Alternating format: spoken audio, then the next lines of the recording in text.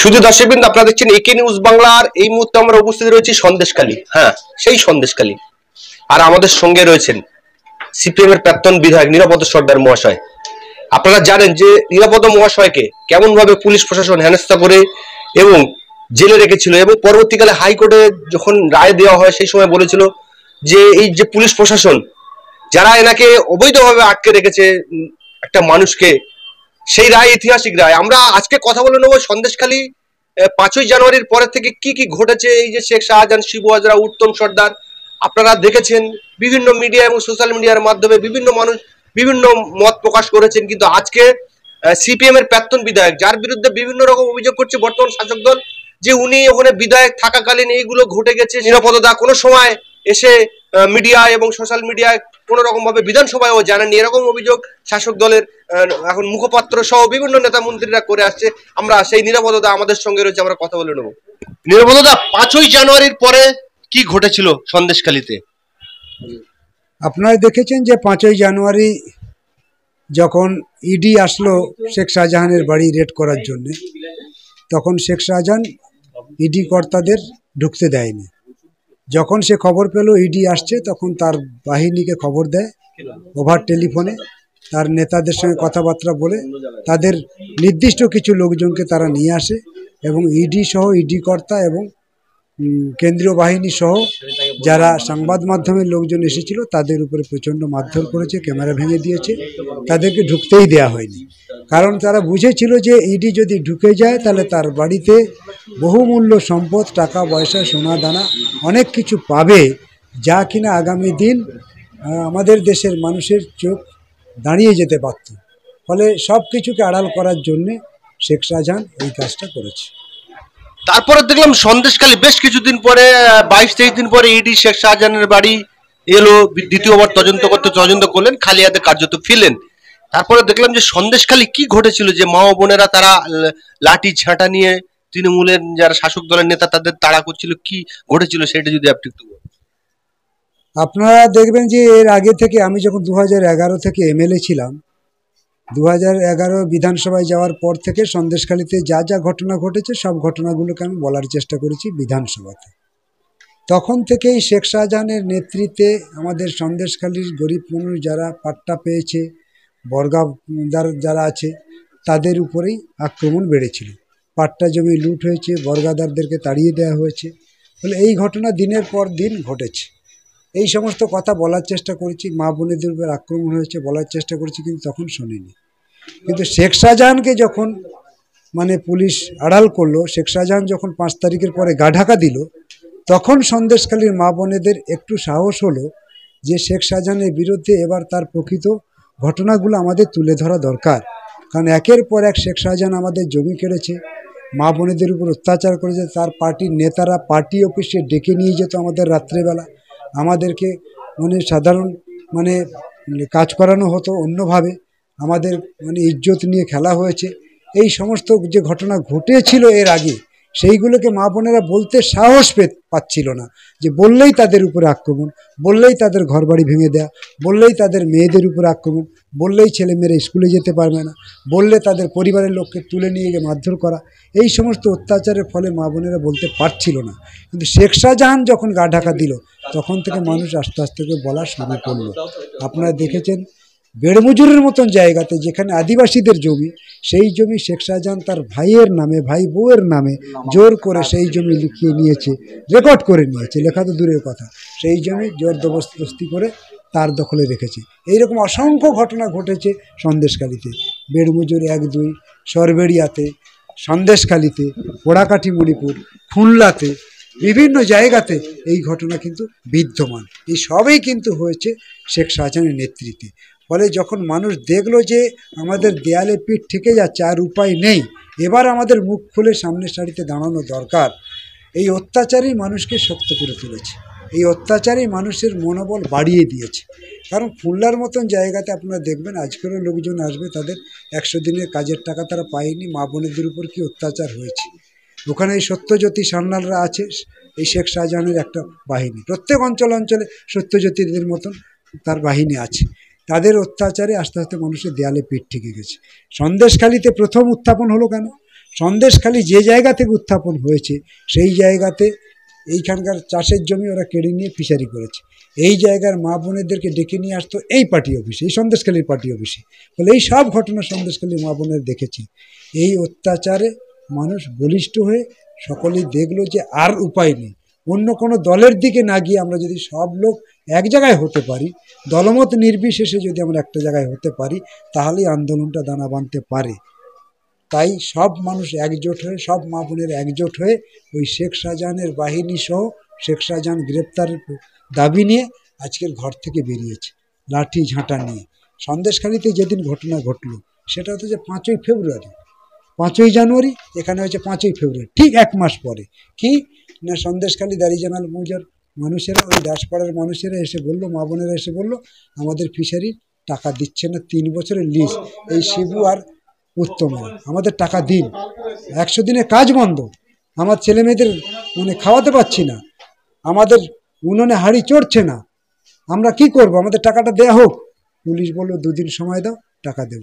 সেই 2 দিন সময়ের মধ্যে কি হলো, টাকা তারা পেল না, কিন্তু সেই 2 দিনের মাথায় শিবু, শেখ শাহজাহানের নেতৃত্বে শিবু এবং উত্তম বাইরের থেকে বাহিনী নিয়ে এসে ওই পাড়ায় আক্রমণ করে, হামলা করে মা বোনেদের উপর।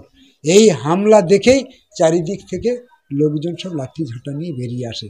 বলে আর উপায় নেই, আমাদেরকে দাঁড়াতেই হবে, ঝাঁটা হাতে নিয়েছি, এই ঝাঁটা দিয়েই তাদেরকে বিদায় করতে হবে।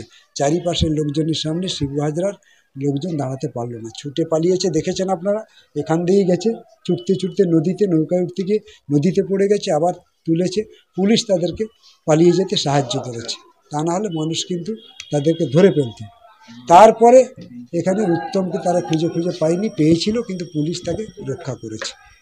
এই ঘটনার পরিপ্রেক্ষিতেই গোটা সন্দেশখালী জুড়ে আজকের অগ্নিগর্ভ অবস্থা।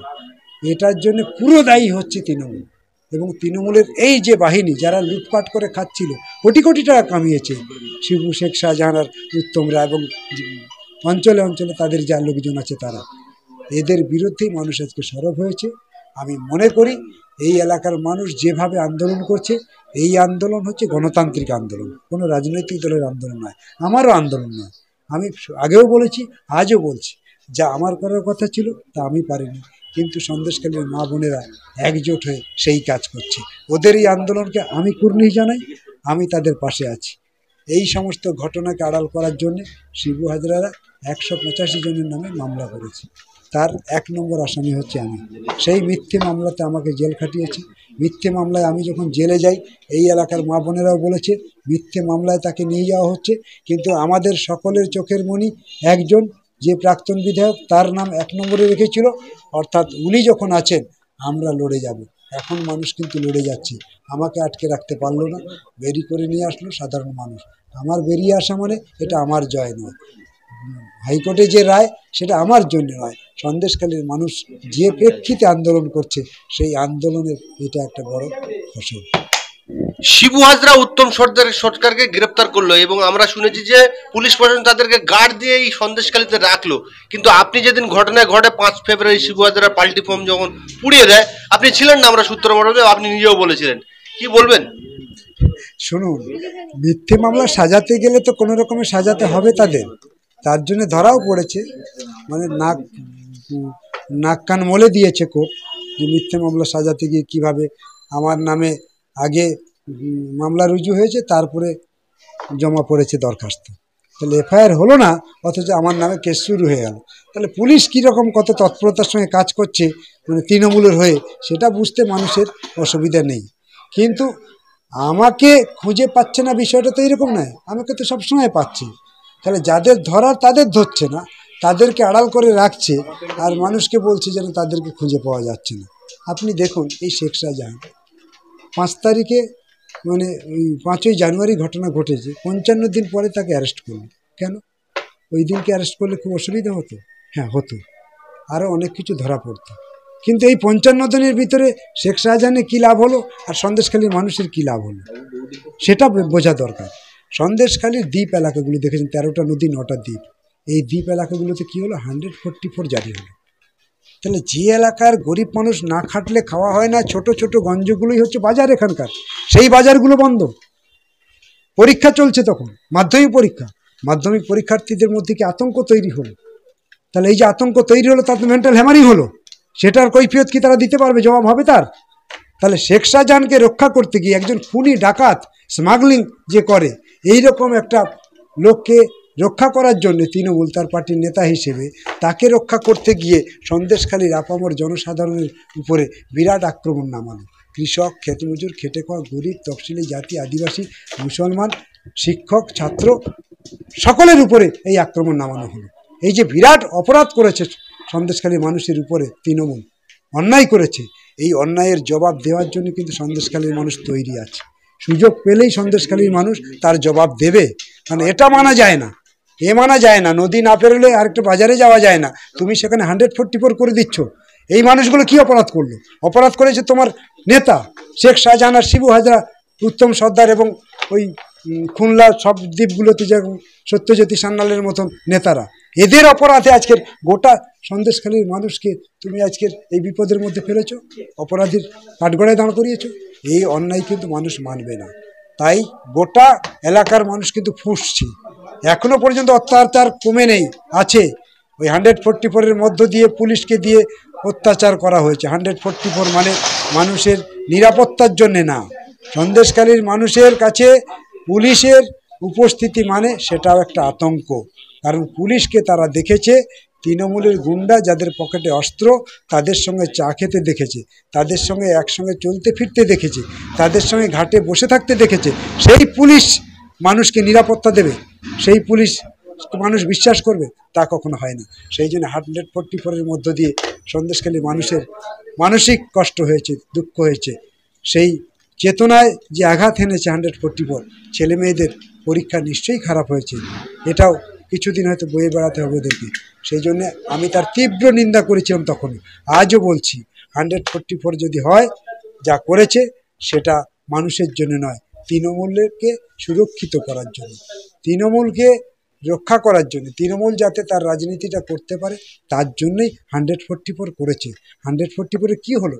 তৃণমূলের নেতারা আসলো, মন্ত্রীরা আসলো, আর কি করলো? যেখানে কীর্তন হচ্ছে সেখানে দুহাত তুলে নাচছে, আনন্দ করছে। ভাবা যায়? সন্দেশখালীর মা বোনেরা যখন তাদের রাত্রে ঘুম নেই, তাদের খাওয়া নেই, দোকানপাট বন্ধ, আতঙ্কের মধ্যে আছে, কাজকর্ম বন্ধ, সেই জায়গায় দাঁড়িয়ে তুমি তাদের ভালো খবর, খোঁজ খবর নিতে গিয়ে তুমি নৃত্য করছো। ইয়ার কি পেয়েছে সন্দেশখালীর মানুষকে? তারা কী ভাবে? সন্দেশখালীর মানুষ কিন্তু তার জবাব দেবে।